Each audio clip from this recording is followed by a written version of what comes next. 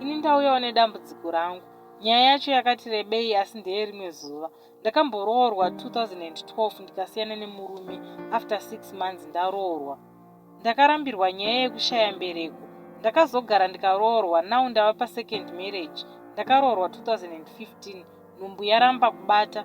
Kuchipatara ndakaenda tikatestwa zvese nemasperms emurume wangu tikanzi tese tiri right. Takafamba kwakawanda, hapana kana chiri kushanduka. Ndadya zvinovava nezvisingadyike, hapana kana chashanduka. So ndinokumbirawo rubatsiro kana paine wamunozivawo bedway anoita zvechivanhu ndimbozamawo, because kwese kwandafamba ndiri kunzi ndakasungwa naambuya vangu vakabereka baba vangu.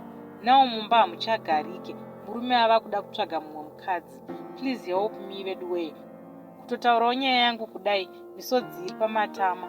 Kana mawana anondibatsira bedway, isaiwo nhamba dzake mucomment section. Ndiwanewo kubatsirikana. Thanks kune vachabatsira.